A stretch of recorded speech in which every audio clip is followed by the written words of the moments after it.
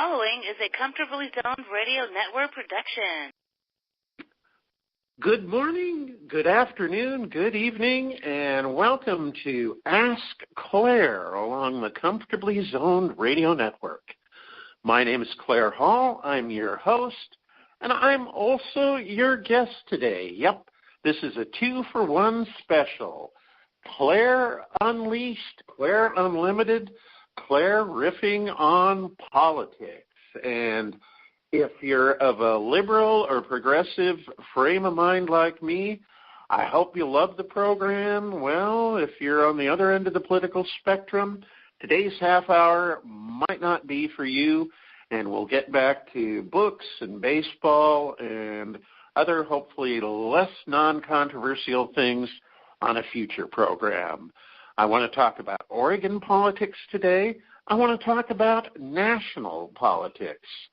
Oregon politics, well, if you're in one of the other 49 states, and especially perhaps if you're in a state that's under the dark red shade of Republicanism, and especially in its most vile current form, Trumpism, Oregon in some ways may look to you like a blue oasis.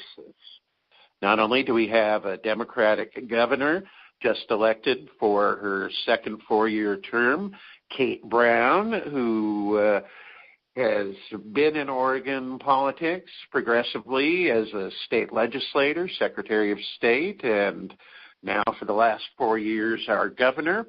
But both houses of our legislature are controlled by Democrats, and in each case by the supermajority needed, the 2/3 majority under Oregon law, to pass new tax measures. So look out, Oregon may be part of the blue wave that is taking back our country, hopefully as soon as next year. We've already won back the U.S. House. The U.S. Senate hopefully is in reach.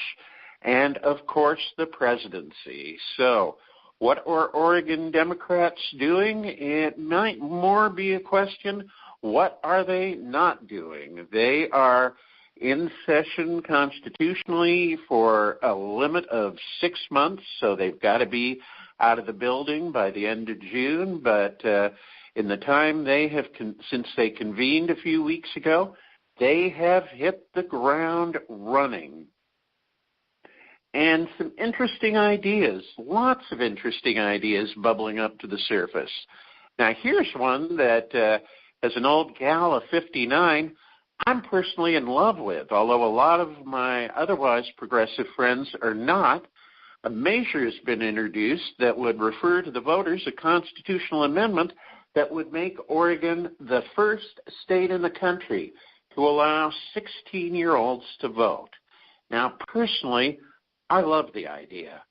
What if you were 16 today, you were looking at what adults have done to this world, wouldn't you be saying, give me a chance to fix it, give me a chance to fix it before it's too late? Every argument I hear against this, they're not mature enough. They aren't smart enough. They don't have an economic stake in things yet. Well, you go back through American history. In the very beginning, you remember our so-called democracy. The only people allowed to vote not only were white males, but white males who had property, because the folks who did not have property were not considered to be worthy of a stake in things. And then when we allowed black men to vote after the Civil War, again we heard the argument, they aren't learned enough. They don't own property. You know, same thing 50 years later when women finally got the vote. They, again, were too delicate. It would sully the beauty of womanhood. So I don't know if this one's going to fly, but I'm glad at least the conversation has started. The biggest thing that is on the verge of happening right now, though, Oregon will be the first state in the country to have a statewide rent control law. And just about everywhere you go in this country, you hear about a housing shortage. In Oregon, it is particularly severe. In a state of 4 million people, it's been projected that we are short 155,000 housing units. It's going to take us years and years and years to build our way out of that crisis. So in the meantime, even if 90% of landlords are good, decent, fair-minded people, enough have been taking advantage of this housing shortage, the lack of vacant rentals. I mean, stories of rent increases of near 100% are not uncommon. And especially in Portland, if you know anything about Portland for the last 20 years or so, it's been one of the hip, trendy, wonderful destinations in the country, and that has put housing out of reach for too many people. You hear too many stories about people being literally priced out of their apartments and into cars. Something else this bill will do, which I have not yet mentioned, is put an end to no-cause evictions. So what it does, in addition to prohibiting no-cause evictions, you can still get kicked out for cause. It limits rent increases still to a fairly generous, I think, 7% a year plus CPI. So landlords are fighting it tooth and nail. The conservatives are fighting it tooth and nail, but it has passed the state Senate. It is on the verge of passage in the State House of Representatives, and Governor Brown has promised that she's going to sign that bill. What else is happening? How about some action on climate change? Oregon is going to join our neighbor California and a few other states, it looks like, in a cap and trade bill. And the Oregon version is being promoted as cap and invest because the proceeds from the sale of carbon credits, the state is pledging to focus into communities throughout the state, large, medium, and small, for development of green industries. And of course, the arguments being mounted against this, people say that the energy companies will just pass it right on to the consumers, and sadly, there's probably a lot of truth in that, though I am hoping that our legislators can figure out a way to lessen the impact of that. And the other thing you hear again and again, Oregon is just one little state of 4 million people. Even if we do cut our emissions, it's not really going to be more than a blip on the global scale. Again, maybe that is true. But if we don't act, if everybody takes that attitude, then where is our world in another generation or two? Come on, folks. I mean, the argument that stuck with me and sticks with me again and again, I'm not a scientist, but I try to read, I try to learn, I try to understand. And as somebody said, if you had a sick child and you took her to 100 doctors, 97% said she is seriously ill, and we've got to take heroic measures, and we've got to take them now to save her life. And the other three of those scientists just kind of shrugged their shoulders and said, or doctors, and said, well, she'll probably be okay, just let it play out. Who are you going to listen to if you really love that child? Okay, another big priority in this legislature, and I hope they can figure out a way to pull this off, would be the biggest increase in school funding in Oregon history. Because, folks, there's no other way to put it, the state of Oregon schools is not good. Not that there aren't plenty of great people in the system doing heroic things, but we have badly underfunded our schools for decades, and, the results are coming home to roost. California has led the way in a lot of good things, but one California legacy I know we could all do without is Proposition 13, the great property tax cut and rollback measure in 1990.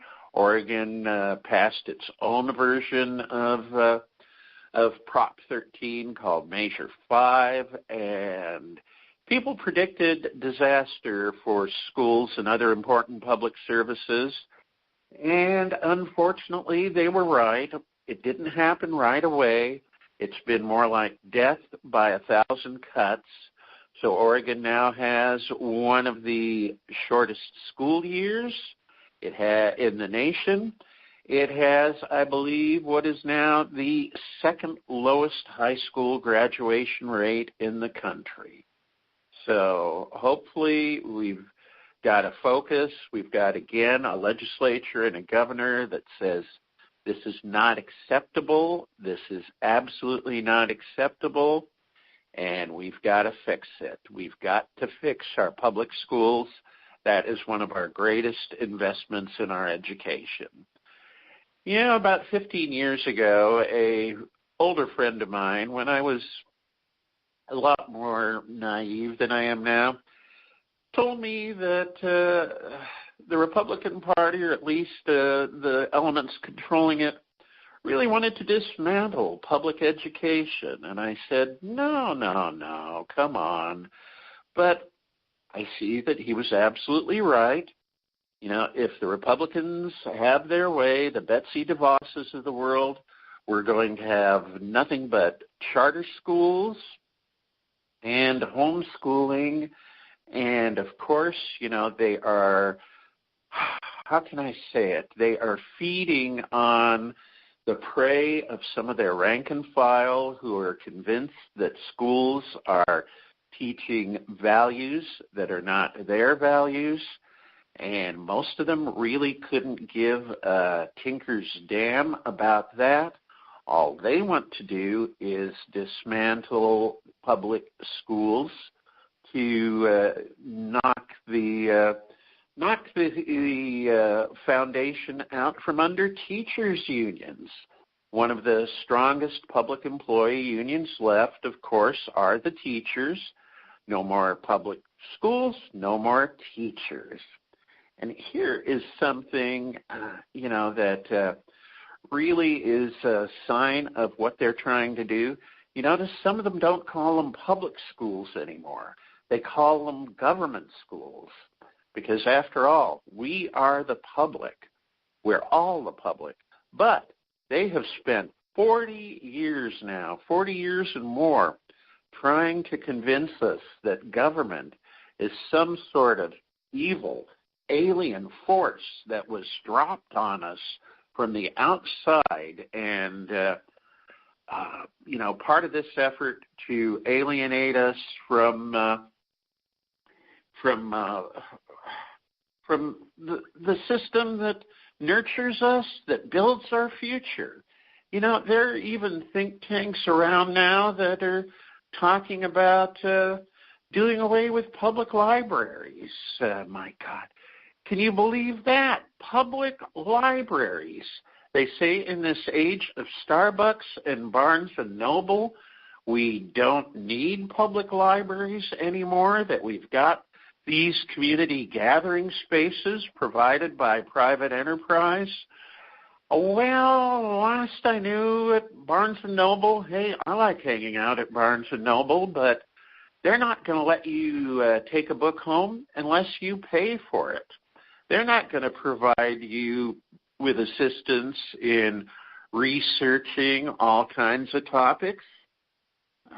they're not going to provide you open computers where if you're looking for a job, you've got an opportunity to search for a job, even if you don't have your own computer. No.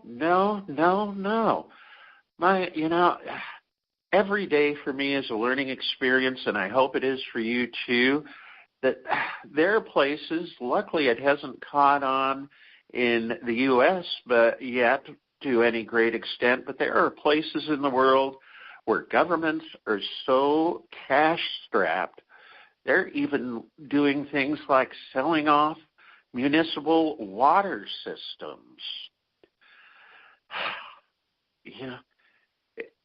It gets scary sometimes, doesn't it, friends? It gets really scary that the concentration of money and power in fewer and fewer hands makes it feel like we're headed towards 1984 or worse, a time machine running backwards where we are only allowed to think the things that we're told we should think, that we can consume the things we're told to consume and told to like. My God, as I get revved up on this rant, I feel like I'm feeling more and more like Howard Beale in Network. If you've never watched Network, watch it, please. If it's been a few years since you've watched it, watch it again. Patty Chayefsky, my God, that man was brilliant, wasn't he?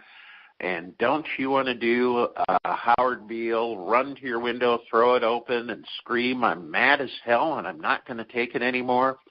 Well, if you need to do that, if you want to do that, good. I might do that one of these days myself, but translate it into action. Translate it into action. And I hope all good Democrats, all good progressives are gearing up for this next presidential election. And let me give you my take, for whatever it's worth, on the Democratic field so far. I see a lot of my friends already choosing up sides. And if you want to pick a favorite now, more power to you. That's okay.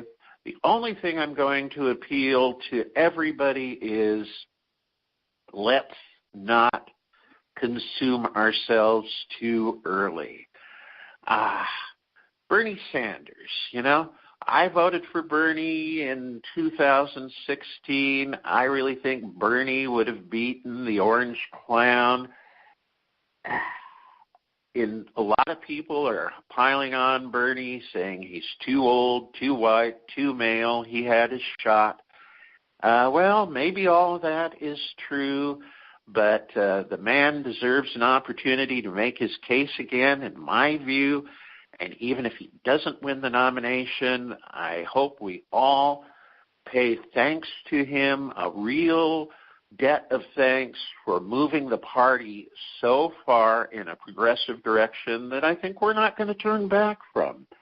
I mean, $15 an hour minimum wage, Medicare for all, those are mainstream ideas in 2019.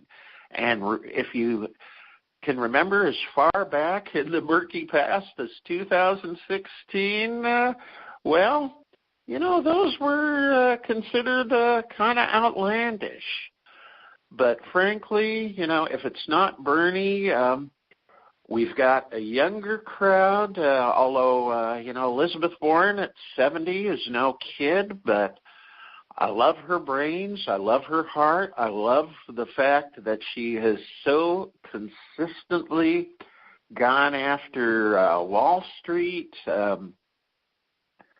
She makes a wonderful economic critique, but there are so many great candidates in this race. Kamala Harris, wouldn't it be great to see not only our second African-American president, but our first woman president, all in one great package? So mix and match, think of them like, for those of you who are baseball fans, trading baseball cards, putting together your ideal team. I mean, I would love a Harris-Warren ticket, Warren-Harris, 2 women, 1 from each coast. If Beto O'Rourke gets in, Harris-O'Rourke or O'Rourke-Harris. A lot of people are still rooting for old Joe Biden to get in, and again, Uncle Joe is not a kid, but and he's had his shot at the presidency as well. But one dream ticket that keeps popping into my head, even though part of me says, Claire, we don't need one more old white guy, would be Biden-Harris, with Joe promising to serve 1 term to clean up the mess. Because of all the people, I can see all of these candidates doing well against the orange clown in the debates, but somehow I just close my eyes, lean back, and chuckle when I think of dear old Joe mopping the floor with the orange clown. So if you're in don't lose heart, folks. Stay engaged. Keep voting for progressive candidates. Keep speaking out. If you have the time and the energy, knock on doors, make phone calls. If you have a few shekels to spare, give money. But, folks, we started taking back our country last November.